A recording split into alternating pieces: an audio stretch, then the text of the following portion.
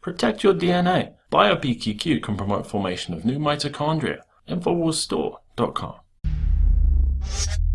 Last week, after the courageous vote of the Greek people to not accept a bailout from the EU World Bank regime, UKIP leader Nigel Farage urged Greek Prime Minister Alex Tsipras to throw off the shackles of EU domination and embrace the hard path towards his country's independence and democracy. What we're seeing in this chamber this morning, and indeed across the whole of Europe, is an irreconcilable cultural difference between Greece and Germany, a split between the north and the south of Europe.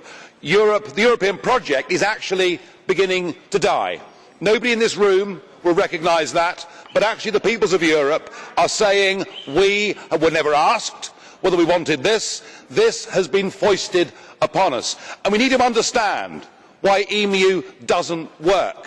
Those monsters, Kohl and Mitterrand, backed up with a clever but dangerous Delors, believed that if they put in place an economic and monetary union, then as night follows day, there would be political union, that there would be an acceptance of this project, that the north and south of Europe would converge, that we'd all start to love each other, that we'd all begin to feel a European identity, that we'd all begin to show allegiance to the flag and the anthem.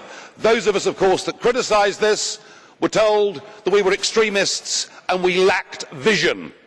Well, one vision we didn't lack is we understood that the countries of Europe are different, and that if you try and force together different people or different economies without first seeking the consent of those people, it is unlikely to work. And the plan has failed. Mr Tsipras, your country should never have joined the euro. I think you acknowledge that, but the big banks, the big businesses and big politics forced you in. Goldman Sachs, the German arms manufacturers, they were all very happy. And when the bailouts began, they weren't for the Greek people. Those bailouts were to bail out French, German and Italian banks. They haven't helped you at all.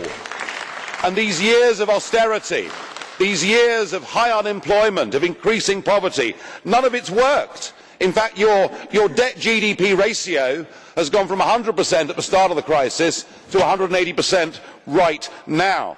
But, sir, you cannot have your cake and eat it. They will give you no more, these people. They can't afford to.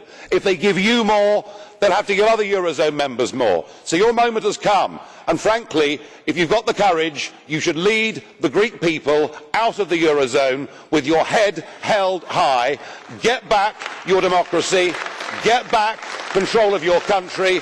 Give your people the leadership and the hope that they crave. Days later, Tsipras caved to the EU's bailout. Greek comedian Zissis Roumbos quantified the roller coaster ride of the Greek people's vote of no and the leadership's vote of yes when he said, "Greece is the only country where no really does mean yes." A meeting of the 28 Euro Union leaders was cancelled as creditors demanded that Tsipras pass major tax reforms and spending cuts that would hit the strapped people of Greece even harder. Reforms Tsipras has packaged with overwhelming support from the Greek parliament. But time and money are running out. EU Economic Affairs Commissioner Pierre Moscovici said, if the Greek government commits to implement and vote now without delay strong reforms in the short term, there is the basis of negotiations. But German hardliners are suggesting Greece exit from the euro. Meanwhile, Greek citizens are limited to withdraw $67 per day until the money runs out. Greece was unable to pay its June 30th payment to the IMF as figures show Greek debt to be as high as 200%, according to Maltese Finance Minister Edward Sisluna. If all parties in the euro agree, this would be the third bailout for Greece in 5 years. We are fundamentally witnessing history repeat itself as Tsipras finds himself in the same fight against tyrannical oligarchs the great 6th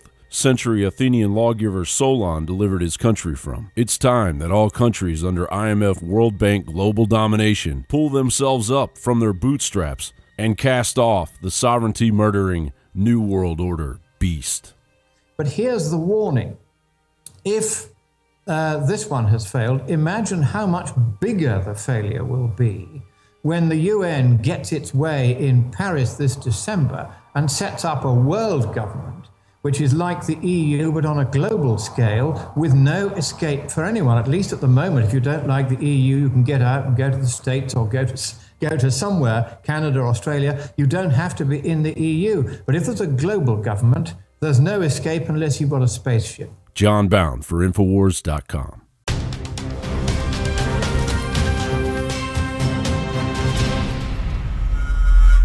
Symbols are powerful, and the globalists have hijacked the symbols of America. They've turned them into their own symbols. Well, we are restoring the idea of the true republic, not the counterfeit globalist empire, by promoting the icon George Washington and others. That's why we're rolling out an 100% made in America line of incredible pro-liberty apparel. We are repopularizing liberty. We are helping fellow Americans rediscover what made this country great. We are the spirit of 1776. We are 1776 worldwide. We are all brothers and sisters in arms in the animating contest of liberty in the long march towards humanity's ultimate destiny of freedom. Visit madein1776.com today and vote with your dollars to promote truly made in America, high quality products, and promote the ideals of liberty.